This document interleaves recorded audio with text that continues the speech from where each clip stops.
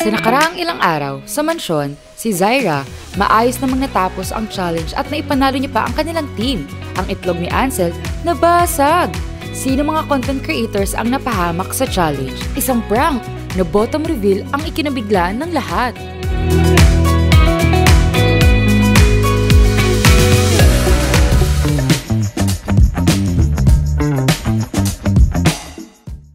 Sa patuloy na kwento ng The House of Collab, panibagong linggo, panibagong challenges. Ready na ba kayo, mga content creators? Dahil alam naman natin, ang The House of Collab ay puno ng pasabog. Medyo kinakabahan ako. Sobrang kaba talaga. Kasi nga, hindi natin alam kung may panibagong challenge naman or pasabog. Siguro yung challenge ngayon, sobrang intense. Sobrang feeling ko pisikalan. Parang feel ko kasi everyday may challenges. So nakakakaba. Parang hindi ako lagi mapakali, lalo na pag may challenge kasi yun yung gusto kong maipanalo din kasi ang laki ng puntos eh. Roy, ang partner mo ay si... Pamili kasi yung partner mo. Wow! Kami! Alam siya, meeting ka mo.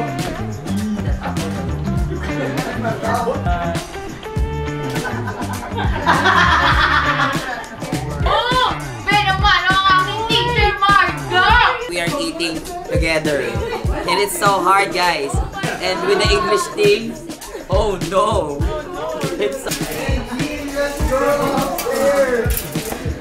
Alright. Masaya ka sa mabalitan. Ayo, ang excited ko.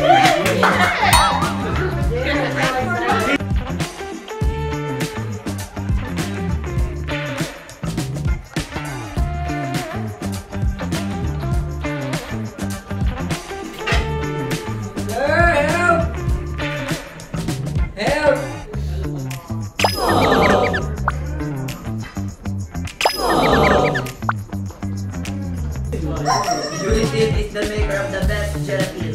Yes. Okay naman kami. Kaming tatlo kasi magkakasama ni Teacher Marga. Then, yung pagpasok ko sa FNC, may mga nalalaman ako ng mga words na behind my back na sinasabi niya na hindi naman katotohanan. Sa gitna ng bagong challenge, pinagsama si Julie at si Tin na alam naman ng nakakarami na hindi ito nagkakasundo sa loob ng mansyon. Na-misunderstood niya lang din po kasi lahat. Alam ko naman po may pinagdadaan si Julie, pero sinabi niya na rin sa amin ni Teacher Marga. Kaya kapag dumidikit ako kay Teacher Marga, tapos kay Scarlett, parang akala niya pinag-uusapan namin siya. Na-misunderstood niya lang po lang.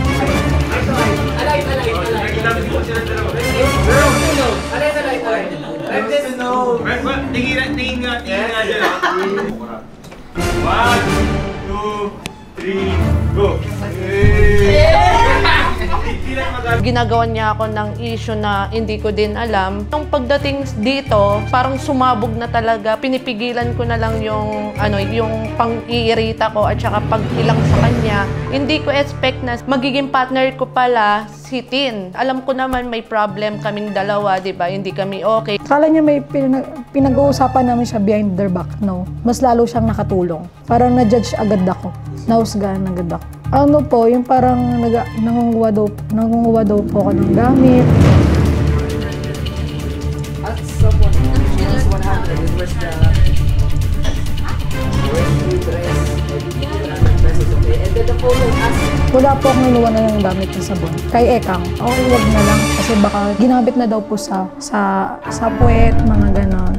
Yung charger ni Julie, iniram ko po sa kanya, kaso hindi ko din po na-charge. Ayoko kasing nag-share ng problem sa mga content creator kasi private talaga yung problem ko na ayoko mag-trust sa mga tao dito. Para sa akin, baka may marinig ako sa kanila na hindi kasi gawain mo yan, ganito, ganyan. Meron kasi akong problema na ayoko din sabihin sa lahat ng mga kaibigan ko kasi is private. Pero ako kasi, sabihin ko sa inyo guys, nawalan ako ng baby na recently lang, so hindi ko talaga sinasabi sa lahat ng tao. Ang nakakaalam lang talaga is yung parents ko.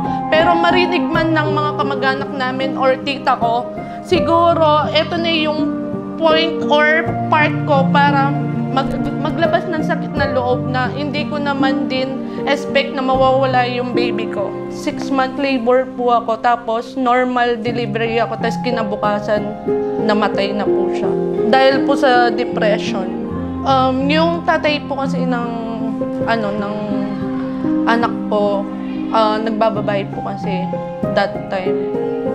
Tapos hindi ko din expect na mabubuntis ako kasi I'm artist po kasi before. Tapos nagte-taping ako, tapos nagulat na lang po ako, bigla ako nahilo. Tapos dinala ako sa hospital. Hindi ko alam na may dala-dala na akong baby. 3 months na po pala siya sa tiyan ko.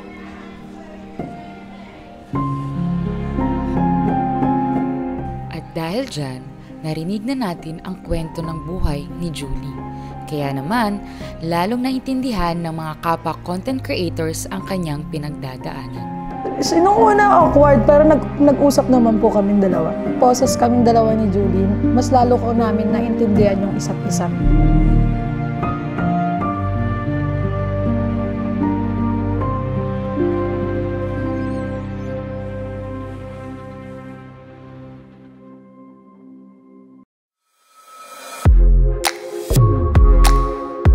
Sa ibang sulok ng mansyon, nabuo ang isang kakaibang koneksyon.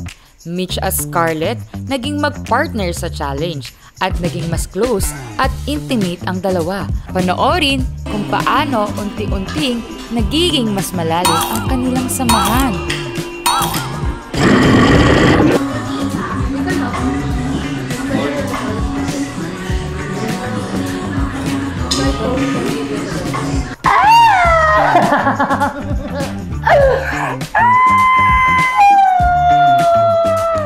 One, two, three, 4, 5, 6, 7, 8, 9, 10. Winner!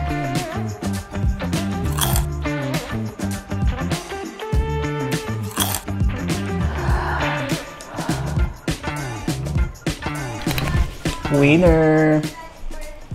At ayan ang mga ganap ngayon sa mansyon.